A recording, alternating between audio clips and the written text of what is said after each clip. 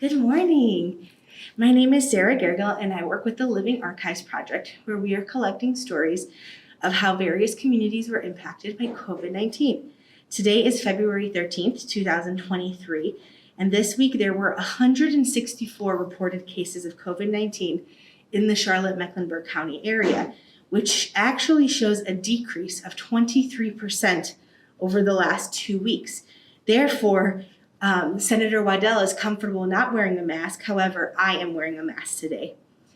Senator Waddell, would you introduce yourself? Yes, I'm State Senator Joyce Waddell.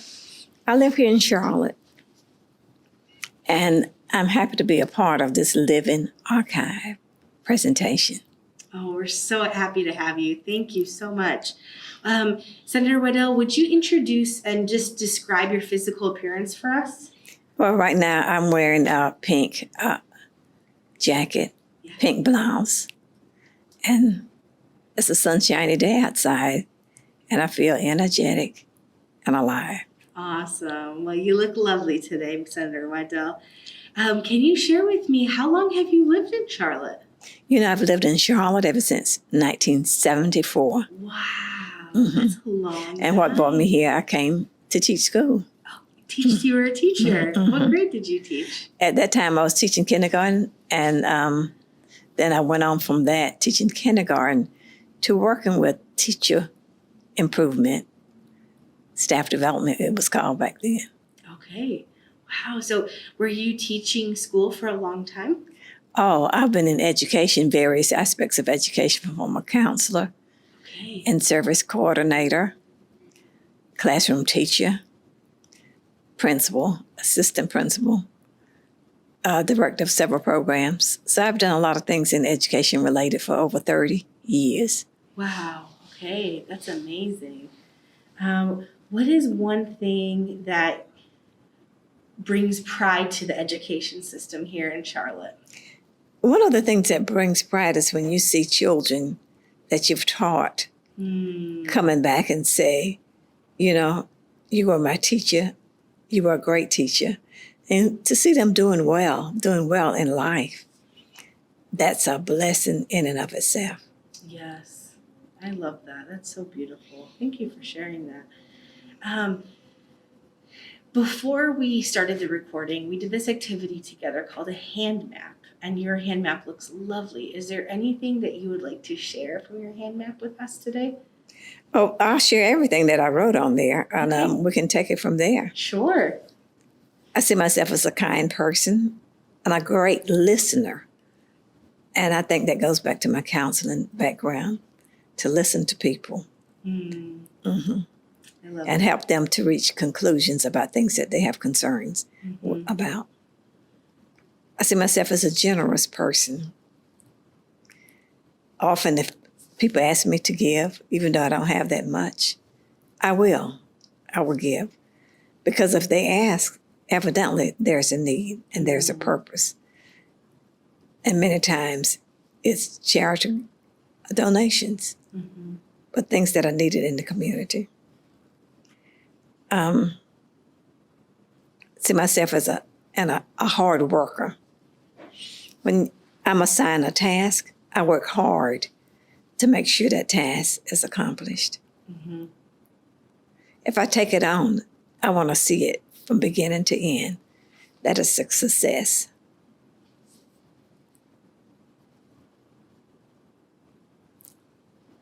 Anything else? Those are the things that I've written down. Yeah. Awesome. So can you share with me, Ms. Waddell, over the last few years, you don't teach anymore, correct? No, I've been a senator for... You're a senator, yes. Going on, this is my 5th election. Wow. So each one is 2 years. Okay, so 10 years.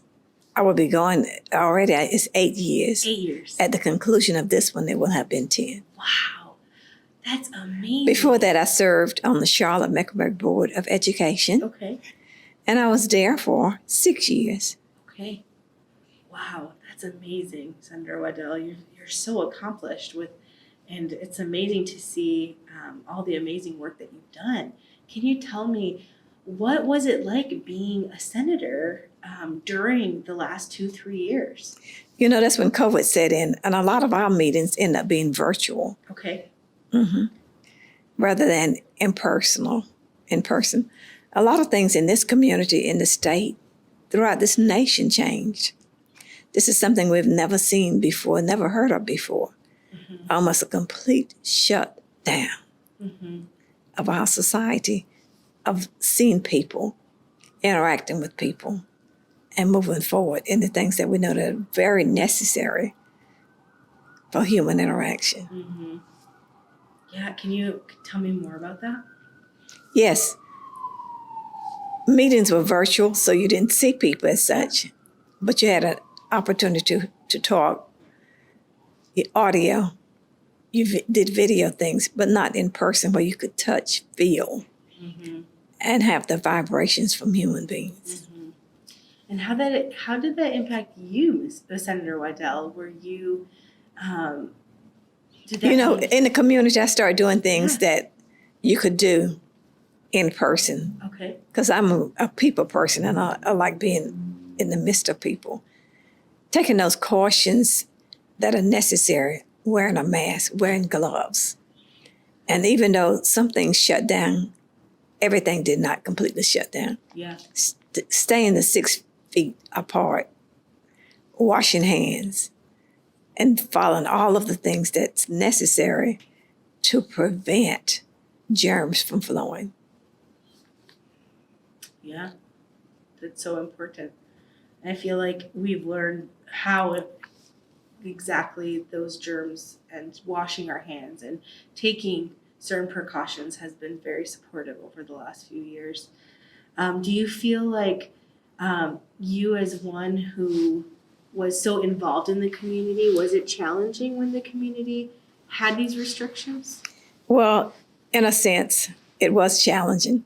But I tell you one thing, I got a chance to meet my neighbors Yeah. because people were outdoors. Uh-huh. Some had basketball goals in their front yard, and they were playing a game of pickup basketball. I joined in. Yeah. Walking down the street, there were others that had a badminton table in the yard. And these were things that families did and joined with community people Yeah. so that they could still be active. Yeah. And I'd say, can I play this? I love that. I like this game. And of course, you know, they were always interesting. And so I joined in. Yeah. So is that something that you had And to then there was another one, Oh, please. 2 blocks down. They were doing volleyball Volleyball? Wow. in the yard. So they found things in the community that they could do Yeah. to keep the young people, the children, active Yeah. and engaged because they knew that there were other things that just shut down. Even schools were doing virtual learning, Yeah. but families had to improvise and they had to make a way out of no way. Yeah. I know over the last 2 years you were a senator, but did you feel with your experience working with schools and being on the education board, did you feel like the schools were impacted a lot over the last 2-3 years? Oh, absolutely. We had something called loss of learning because students were not able to interact. They were not in the classrooms. And students learn in different ways. Some are auditory learners, some are visual learners, and some have a common kinesthetic learners, a combination of all of those. But those are the 3 dominant methods of intake and information: audio, visual, kinesthetic. And so with the shutdown, it doesn't allow that kind of interaction to take place. It doesn't allow for a human being to have checks and balances with students on a personal basis. Yeah. Tell me on a personal basis. How did that impact students, do you think? You know, some of them did well, but it put a lot of pressure and a lot of responsibility on parents.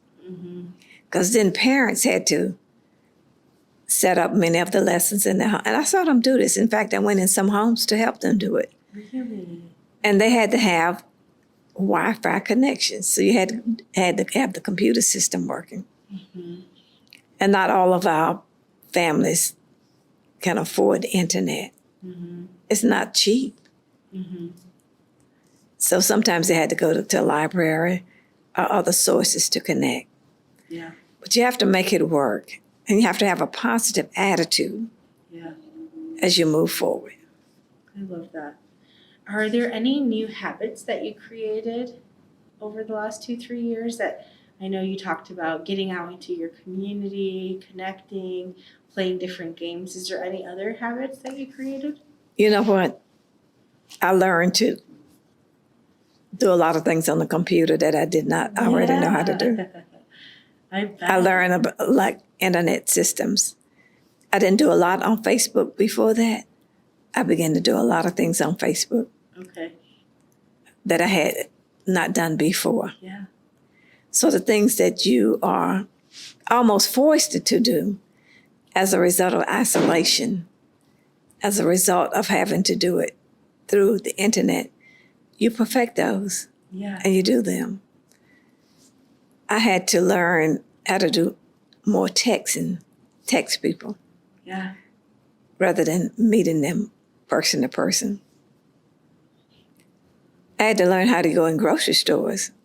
Even though I like grocery stores, I like to select items, to see the items. I had to learn that sometimes you can't be there. Mm-hmm. You got to do it a different way and order it and someone bring it to you. Mm-hmm. So it created quite a different world. Mm-hmm. Mm-hmm. Do you feel like for you, learning how to use technology in new ways, was that a challenge or was that something that came easier to you? You know, something that I never took the time to do before. Okay. So it was a learning experience, an eye-opener, an experience that I needed to have, but it forced me to take the time to do it, Yeah.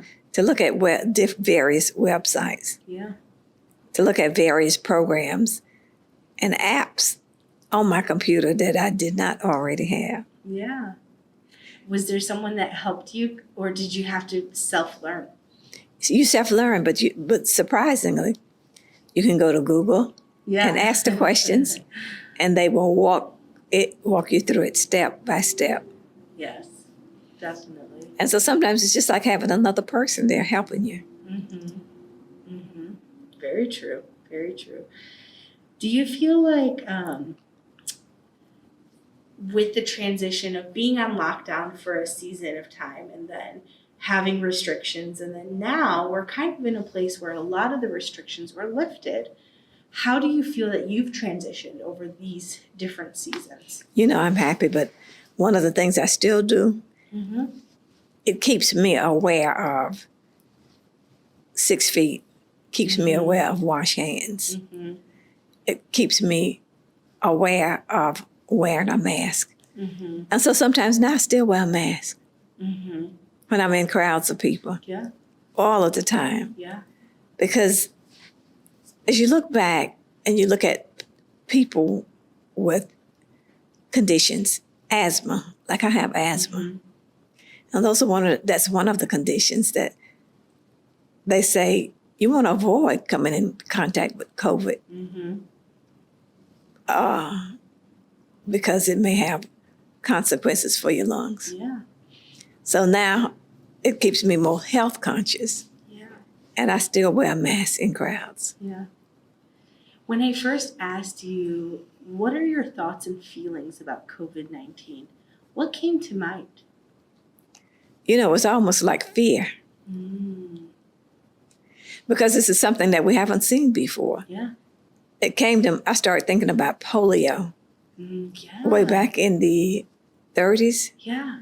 and how we had to have vaccines to take care of that, Yeah. just as we had to have shots, and I've had all 4 of mine. I wouldn't miss them for nothing. All 4 of my COVID shots Mm-hmm. and my booster. Mm-hmm. It came to mind about after we had that going, the polio going through our country, and a lot of people, being paralyzed. Mm-hmm. And we found a way, as Americans, we found a way with medicine to eradicate that.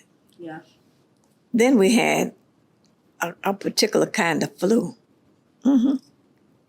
that went around. Yeah. It was very, very aggressive. We found a way with the flu shot Yeah. to take care of that. So I've always been optimistic, even though this was something new and it was fearful. Yeah. I've heard someone share about the comparison between polio and COVID-19. Do you feel like you were probably very young when polio first came as well, but do you feel like there was a lot of similarities or differences? Some similarities, but polio is basically affected, they call it infantile paralysis, younger people. Younger people. Mm-hmm. When COVID came out, it was basically your older people, the people in your nursing homes, were the ones who were experiencing a lot of deaths because of conditions perhaps that they already had. Yeah. And because of caregivers, people who visited that were carriers. Mm-hmm. So the transmission seems to have been different. But as people came together and found solutions and medicine grew to look after it, those were some of the similarities. Yeah. But there were a lot of differences. Yeah. Over the last 2-3 years, do you feel like you've gained something over your experience? I've gained to be always cautious, to look after self and others, and to realize that when you have conditions, underlying conditions such as asthma, you're always vulnerable. Yes. Oh, yeah. Not only for that, but for other things that may come along. Mm-hmm. I think COVID has taught us a lot. It's taught us about health care. Mm-hmm. It's taught us that nothing is completely 100% safe. Mm-hmm. But we must all do our part to make sure that we're taking care of self and others. Yeah, exactly. Do you feel like there's any long-lasting consequences from COVID? Well, there are other forms that are coming out now. Mm. So I think it's going to be with us a long time, Yeah. perhaps the for illness eternity, itself. in some way, fashion, shape, or form. Yeah. So every time we hear, we're hearing a different kind, Yeah. a different strand that's coming out. And it's something that we haven't seen. So I think we have to continuously be cautious and come up with other vaccines to protect us. There are people that I've heard of that I know, after having had COVID, they still have conditions as a result, limitations, something that they were left with physically. Yeah. Yeah. So for you, as a senator, and now you're, I believe, and to correct me if I'm wrong, restrictions have been lifted, so you travel more and you meet more in person again. Is that correct? Oh, absolutely. In fact, our General Assembly, we meet in person. Okay. And we have constituents coming all the time. We have interest groups coming all the time to talk to us. And, and it's okay, but we still are cautious when it comes to in person, when it comes to looking out for self and for others. But we have the opportunity. It's something about that human interaction, something about human beings. Human beings are meant to be together, living things, living people. I love that. That's a part of humanity, for people to interact with each other as human. Not only that, you see socialization among animals. You see that too, because that's the way living, growing, thriving. Interactions on this earth connect with each other. Yeah. Do you feel like when you guys started meeting in person again for general council and things like that, for meetings, do you feel like constituents felt comfortable? Oh, absolutely. Okay. Absolutely. Constituents felt comfortable. In fact, they yearned Yeah. to talk to you. Yeah. They have concerns. They have things that they want to see. They have legislation Yeah. that they want to see passed. Mm-hmm. And one of the ways to get that legislation passed is to talk to the people who are legislators, the people who represent you, Yeah. and make certain that they know your concerns, that they hear your concerns, Yeah. that they know that the research has been done, and this is necessary for these communities Yeah. and for this society at this time, at this place. Mm-hmm. Over the last few years, not just with COVID-19, but there's a lot of other things that happened that people have shared with us, like social justice movements, as well as shootings in schools and the fear that comes to mind. How do you feel like that impacts you and those who are in your position, like as a senator and working for legislation and working for the people? You know, America changes. Yeah. Our communities change. The society changes. And Yeah. things that we were really concerned with even 10 years ago. There are other things that comes about now. Yeah. But that's why we have to be cautious all the time. That's why we have to work for the people and take our lead from our constituents, from the people. Mm-hmm. What's going on in their communities, what's going on in their lives, and represent them. Mm-hmm. We do have the shootings. We do have carrying guns. We do have daycare for parents. Mm-hmm. We do have things, education for our students. But we have to deal with them all. Listen to the community. What does the community want? Mm. We have other organizations that are responsible for helping people in the community. Yeah. And they get together and have discussions. And they bring their findings to the city. We represent the city, Mm-hmm. the county, the school board. And all three of those groups, they're elected bodies in our community. Mm-hmm. They come to us in Raleigh to say what they want and how they want us to best come up with legislation to help things.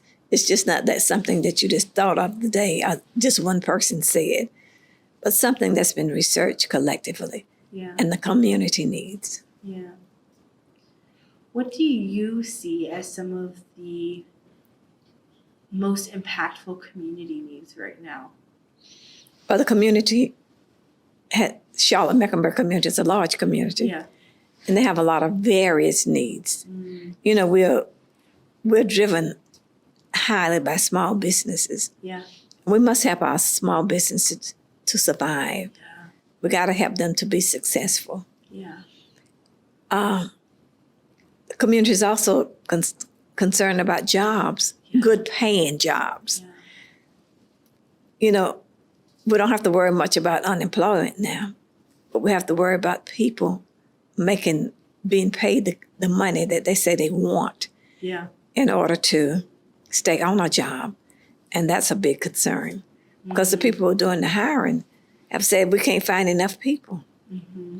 The people who are doing the work says, I want more money. Yeah. So those are incongruent responses that we see that we have to work with and work through. Especially with small business owners being so highly impacted the last few years with COVID pandemic and the lockdown. So many small businesses have struggled. And so I see and understand the importance of supporting our small businesses and keeping them alive and keeping them open. You know, we have childcare issues too, the parents who have to go back to work, Yeah. and daycare issues. And many of them said, you know, they can't afford it because now we are in a period that they call inflation. Everything is much more expensive than it's ever been. Yeah. So when we look at a balance, in one area, we have the jobs, but we have to look at affordability. Yeah. You get ready to go buy a loaf of bread, Yeah. and it's maybe 50 cents more than what you've been paying for it before. Yeah. You buy gasoline, and it's $1 more than what you paid for it before.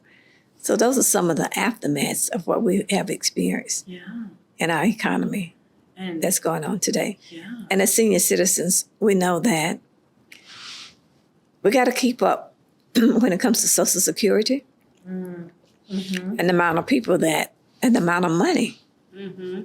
that we're getting. We've gotten an increase. Mm-hmm. But as we get an increase, then everything, your medical care goes up. Yes. Hospitalization goes up. Yeah. So that's many of the things that seniors are dealing with. Yeah.